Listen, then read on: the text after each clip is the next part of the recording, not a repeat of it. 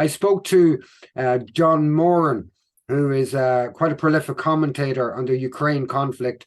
He ran the foreign desk for the Irish press for a number of years, and he's quite astute and he's quite outspoken and honest, and one of the only journalists that are being honest and outspoken in terms of what is happening in Ukraine at the moment and what's happened in the past and what probably will happen into the future. So I'm going to run that interview now and we'll come back straight after that.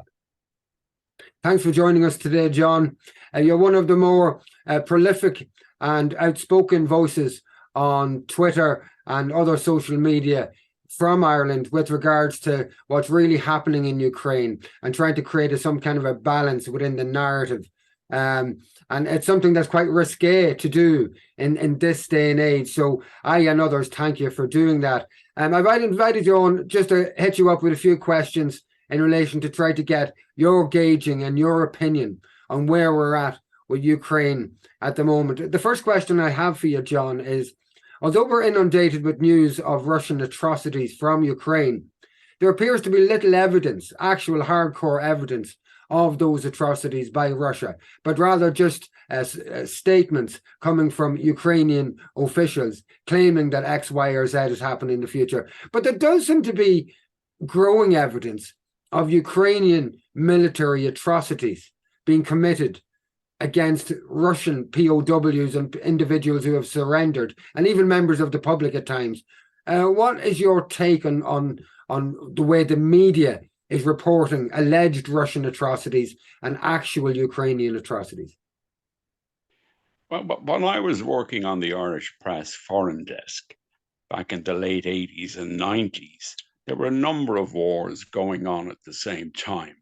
Yugoslavia was breaking up. The Soviet Union was falling apart.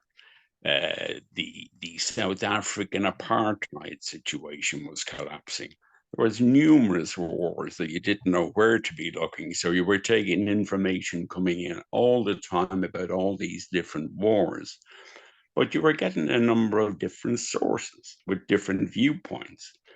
What's completely different here is, for the first time ever in a conflict, one side has been completely cancelled. That has never happened before. Now, as a journalist, that offends me hugely, because I have to ask, if you have to stop the other side being heard, what exactly are you hiding? So that was my starting point, and I was very, very angry about the one-sidedness of all the news media. Anything Zelensky said or the press office in Kiev handed out, they would dutifully reproduce. When Zelensky was screaming about Zaporizhzhia nuclear plant, saying that the Russians were bombing it, that's what was being reported. It's a total and utter lie. And your take on that, just to confirm on that issue alone, what you're saying is, and the evidence has been presented, that it is the Ukrainian side that is actually bombing not only that particular nuclear power plant, which is the largest one in Europe, to my understanding, but there's another nuclear facility more north of what some people claim to be Western Russia now, and some people claim to be Eastern Ukraine. But there is another plant that Ukrainian forces have bombed, I believe, the waste management facility of another nuclear plant, and possibly are almost using that nuclear power plant as a form of blackmail, to blackmail the Russians that if you don't do what we want, we are going to create a nuclear disaster in parts of our own country, that they're willing to go that far. So that's the extent of it. You've been, as I say, reporting these things. And I noticed that on Twitter today, you put out some horrific videos showing the execution of Russian soldiers. Would you like to maybe, we had a discussion, myself and yourself, about whether we would try to show these videos in this program, and we're pretty confident that we would be banned if we did. So, but we can talk about them if nothing else. Do you want to give us some background on those videos? Can I just finish on the Zaporizhzhia? Because it is the nuclear plant that they're attacking all the time. And they're aiming to have a nuclear disaster. That's what they want. Most of it will happen in the Donbass, so they're not too worried about that. But you can never control these things, whichever way the wind is blowing or whatever. This is a major human disaster, and they are trying to set this up. Now, I tweeted today that there should be no further EU money sent to Ukraine unless Zelensky promises to stop. We know the towns that they're shooting from is directly across the Dnieper River. And it's at this stage, it is too much of a danger to Europe to allow this to continue. We must insist that he stop doing that. That is one thing he must stop doing. Where is the EA on this, the International Atomic Energy Agency? Originally, when they went in there appeared that there might be some fair play with regards to addressing this matter.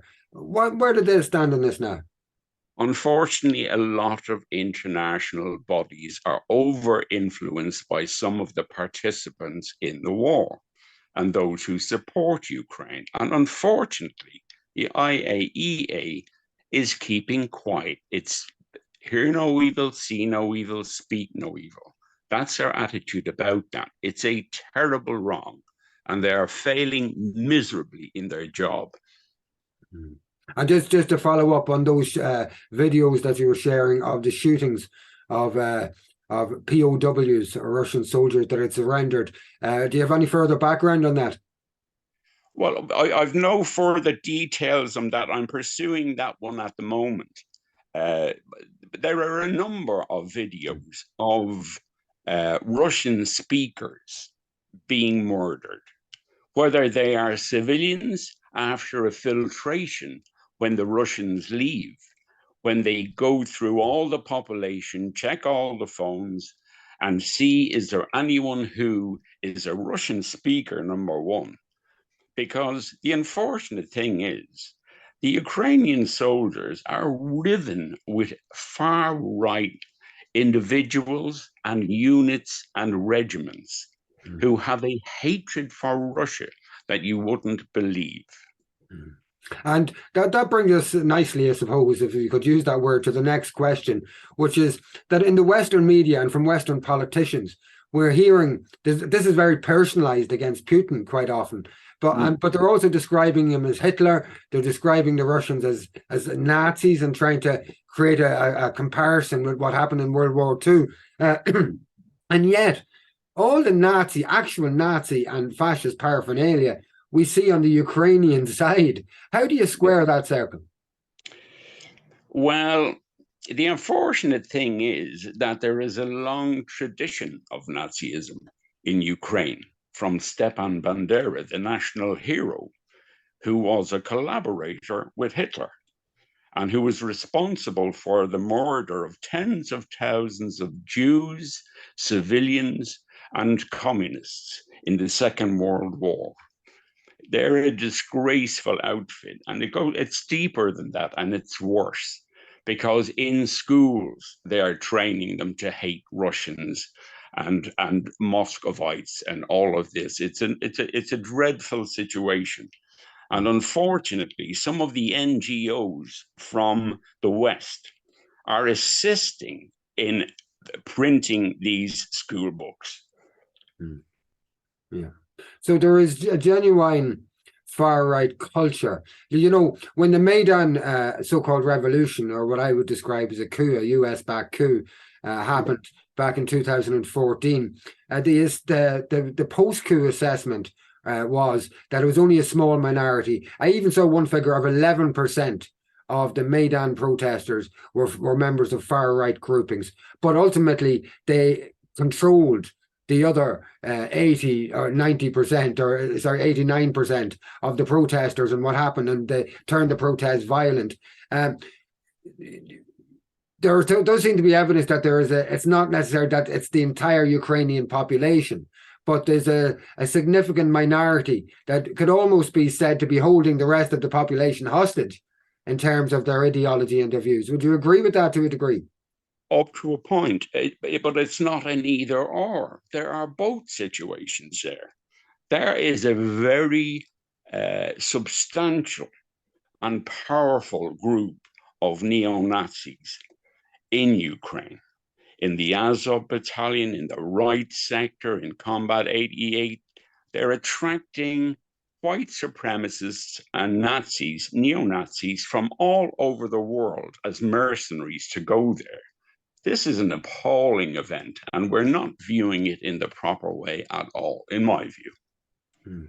It is, if you could consider even just a couple of years ago that we, Ireland and the EU, would be actually supporting this kind of stuff and sending arms and sending funding and even food and packaging and that. I'm not condemning Nazism at the UN.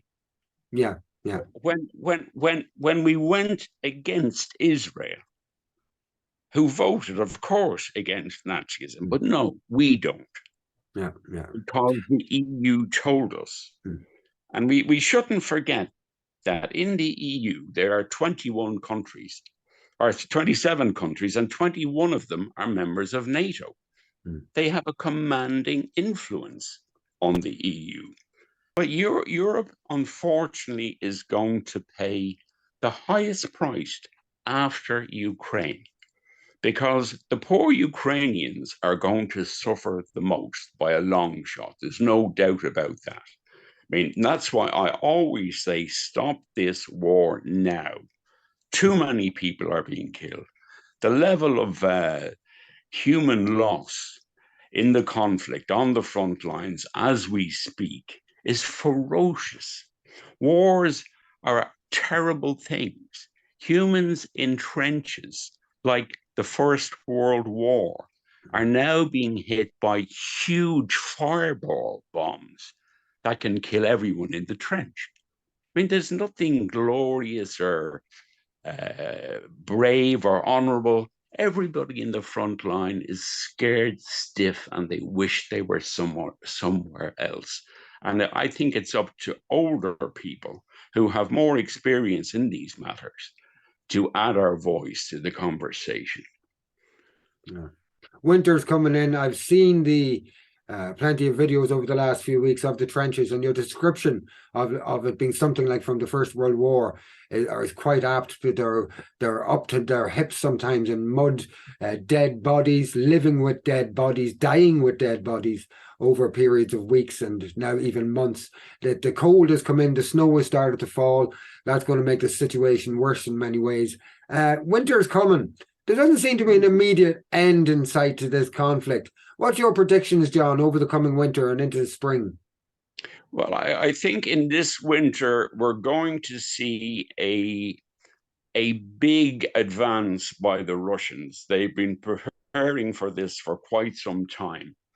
And I expect it perhaps to come from Belarus or from Russia itself into Kharkov or further north, because now that the Kherson area is closed off, that's the only likely route for an assault by the Russians that's going to come. It'll come any day now, and it'll sweep all before it.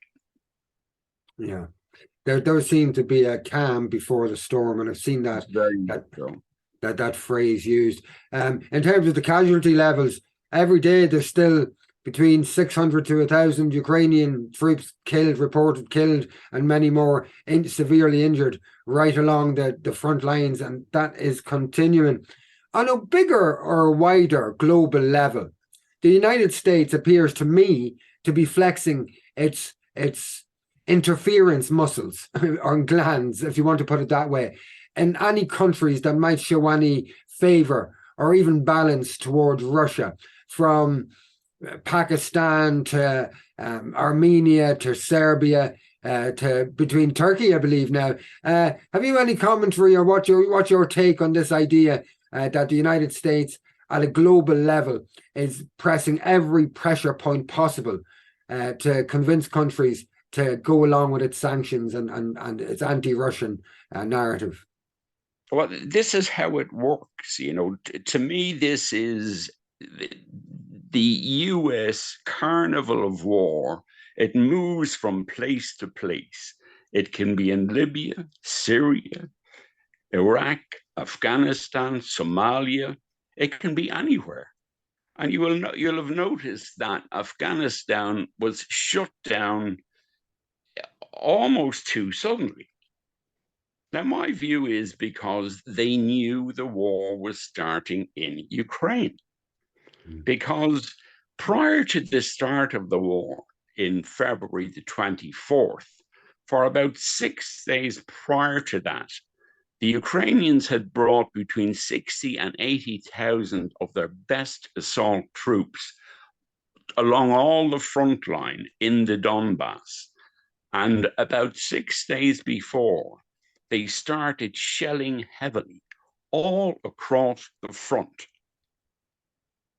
So there were already, you had this assault going on. So while that was happening, and a good man to listen to about this is Jacques Baud, a Swiss intelligence officer who has written great stuff on this, showing you all the background to it. He was a member of the OSCE as well. I'll forward you some stuff from him, but he's a wonderful man. But he's also an intelligence specialist in Ukraine, on Ukraine for NATO. And I believe it was his role to identify or find the evidence that the Russians were providing military and fiscal military assistance to the so-called insurgents. And he said in all his time, he couldn't find the evidence. Well, worse than that, I've listened to television over the past couple of weeks, and I've heard a couple of individuals on different stations say that, when the Russians invaded first in 2014, the Russians did not invade in 2014. That didn't happen at all. The vast majority of weapons that the Donbass people had were from regiments that were of Donbass people who went over to their side to protect the area from this major assault that was coming. So the original aggression, the teasing of Russia, they knew Russia would have to come in to protect the Russian-speaking people of Donbass, and they did. Yeah. I'm just sorry it didn't come in sooner, because this has gone on for 8 years and the West has only taken an interest in it now. 14,000 people have been killed from 2014 to the beginning of the second phase of this operation. And people tend to forget about that. Why? Because they're not being told about it. There are no newspaper reports about it. But I think I think people have a bit of a responsibility to check up on the background of these situations and don't necessarily believe what you're being told by people who believe anything the Ukrainians tell them. Or even people who have an interest themselves in presenting one solid narrative over another.